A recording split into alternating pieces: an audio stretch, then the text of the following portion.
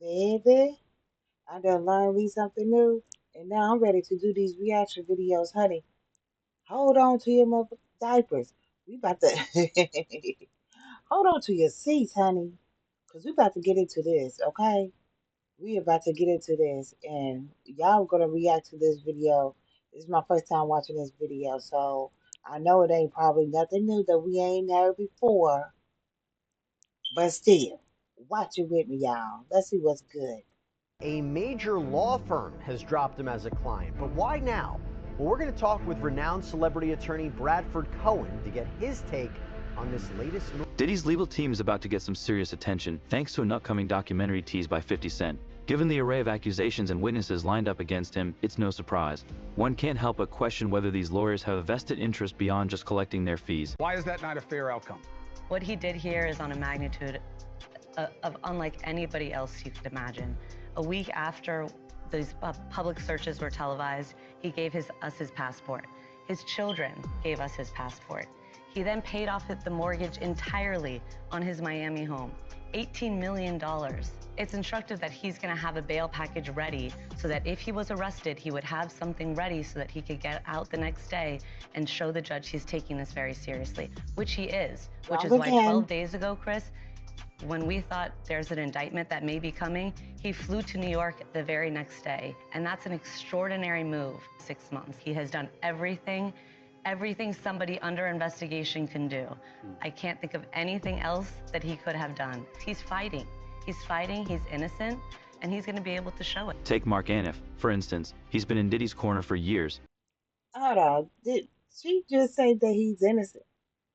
Is he innocent? Is he? Did she just say that? Let me just go ahead and keep playing. And his refusal to accept a plea deal speaks volumes. His comments about standing by Diddy through this year-long ordeal are like witnessing someone fully embodying the role of the devil's advocate. Meanwhile, the prosecution isn't holding back. They just revealed evidence suggesting that Diddy used coded messages through other inmates' phone codes. This move wasn't just a breach of prison rules, it completely shattered any remaining faith in his ability to follow the law, even while locked up. But also, Shauna, I'm curious as to your thoughts here on these allegations, right, of witness tampering. We've heard these allegations that he was, using other inmates' phone accounts to try to make phone calls in a way to make it so that they wouldn't be monitored. And there's also this concern that he might be trying to influence the jury pool via social media, even while he's behind bars.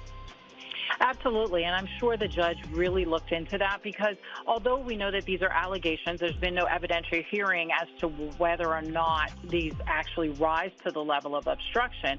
Just the idea that he is not even following the rules that are enlisted by the prison, those type of allegations, whether or not there's been an evidentiary hearing just speaks to the...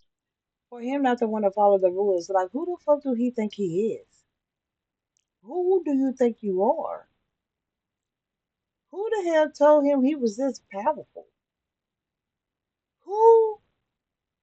He was, I guess, okay, I guess. The actions of the individual while incarcerated. And if you're not having good behavior at that time, the judge is going to look to say that, even if you're let out and left to your own devices, it's not going to get in. And Mike, if you can sort of read us in here on what this also says about the larger team around Sean Diddy Combs, noting here that the judge writes the sufficiency of any condition that would place trust in Combs and individuals in his employment, like a private security detail, to follow these conditions. I mean, they're really questioning everyone around him as well. They are. And Kana, just listen to you and Shauna talk, I really began to think about not only his associates and who's on his payroll, but also Kana, his family. Sean Combs has a very strong immediate family with his children who also do hold a level of social currency and culture where the children were gathered around a table and was able to communicate with Sean Combs behind bars to wish him a happy birthday. And you can hear Sean Combs on the speakerphone. They're talking about the love they have for the father. The father is talking about the love that they have for them. So really signaling to any potential witnesses that his children are tight unit, has great social media currency. Also, too, his son made a rap song really questioning the federal government, really questioning potential witnesses to go forward against his father. So when you tie all those things together, you look at the social media dynamic, the social currency, the ability to use music to possibly influence and cross distress to amongst witnesses. That is all part of the safety to which the judge is talking about. Judge Submanin, who's overseeing this courtroom drama, didn't get caught up in the content of the messages. Instead, he zeroed in on Diddy's blatant disregard for prison rules, labeling it a major red flag. This behavior effectively destroyed any trust in his commitment to adhere to release conditions. From there, Judge Subramanian says there is evidence that Combs violated Bureau of Prisons regulations during his pretrial detention to obscure his communications with third parties. We talked about this a lot, how Sean Combs was using other inmates' PAC numbers to make calls, was using a private messaging service to reach out to people, was also engaging in three-way phone calls. The allegation was he was not only breaking potential witnesses in the case, maybe... You know what? You know how we have our cell phones in our hands constantly. He sure know how to remember all them phone numbers to get a hold of everybody. Like, who's giving you phone numbers out? Because I know you're not remembering everybody's phone number. maybe to try to influence potential jurors through a social media campaign. Now, this is interesting because Judge Subramanian writes, the court makes no determination that the content of Combs' communications through these channels was improper.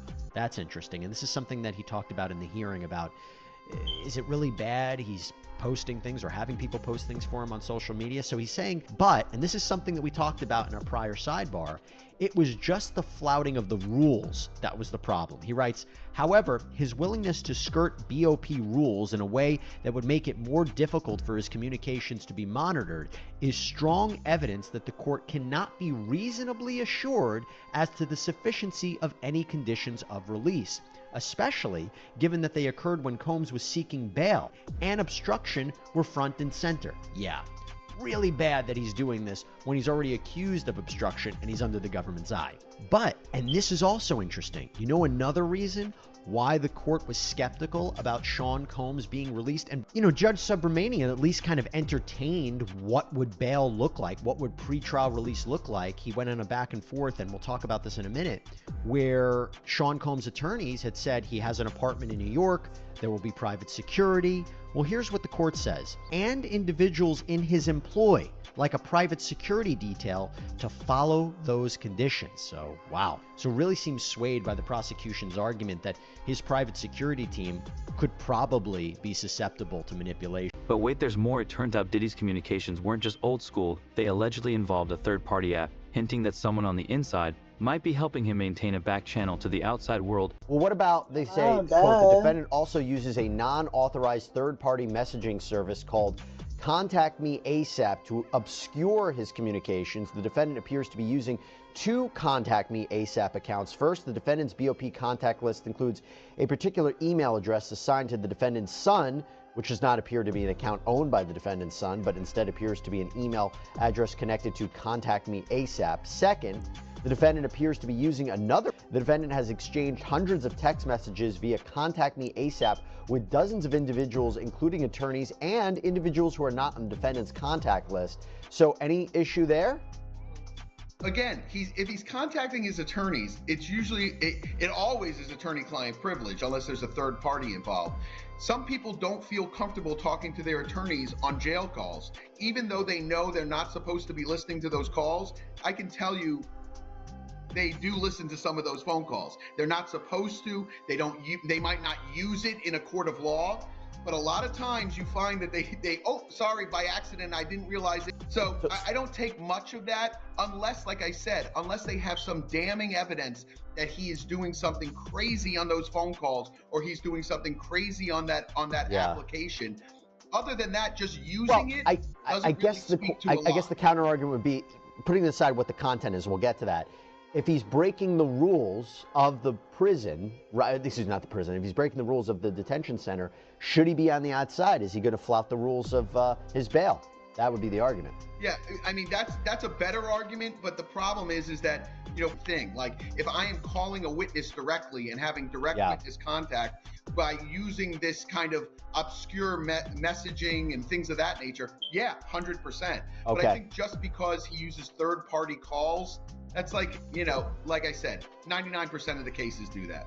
Okay, so let me. There's just so much to get to, so I want to get through everything with you. So the prosecutors have indicated that they will produce these calls to Combs and his lawyers through a filter team prior to what is a scheduled bail hearing on November 22nd, 2024. We're going to be covering that on Law and Crime. But then they write this. On multiple calls, often using the PAC numbers of other inmates, and the defendant leaves no doubt that the narrative he wants to leave is the potential jury pool's perception of this criminal proceeding. And examples of these efforts, they say, are plentiful. Yeah, I'm gonna just stop this right here. I just know what we have in store for us for 2025, honey. I think a lot of truth is gonna be revealed, and I think that we're gonna be shocked about it because I believe it goes something way deeper than Diddy. You know what I'm saying? Even the ones that's not even with us anymore. R.I.P. to Tupac, Biggie, Aaliyah, Left Eye, to all of them. But I think something bigger is going to come out. You know, um, we ain't going to talk about my smoke detector. Mind your business. That's not what we're talking about right now. We're not talking about that right now. But anyways, for 2025, honey, we better hold on to our. We better hold on because this thing is going to be a roller coaster. It is going to get ugly. It's going to get real bad before it gets pretty. But for all of us small content creators, I think this year is going to be our year. And honey, they giving us something to talk about. Okay, they giving us something to talk about. And I just want to say thank you all. Thank you guys. I was trying to say both of them words, you guys and you all at the same time. But anyways, I want to thank you guys for commenting, liking, subscribing to my channel. Um, this channel was supposed to be a reaction channel from Jump. When I started like going all in with my YouTube back in April in 2024. But now that I got everything together, now that I know how to operate and work my computer screen, this channel will turn into a reaction channel. I will be doing a little couple things here and there, as far as vlogging or whatever I'm doing around the house or whatever I'm doing around my city. But I want to invite you guys into my reaction life, okay? And we're gonna try to stay up on the juiciness, y'all. We're gonna try to stay up on it because, baby, YouTube now is our modern day TV. There's nobody or watching regular TV. Nobody's watching Tubi. Nobody's watching Phoebe. Nobody's watching Amazon Prime anymore. They all watching YouTube because YouTube has all the juiciness. Okay? But yes, I am turning my channel into a reaction channel, and I want to take you guys on this ride with me, okay? So go ahead, comment, like, and subscribe, and I hope that I see y'all in the near future. Thank you, and y'all have a blessed day. Stay humble, stay prayed up, and stay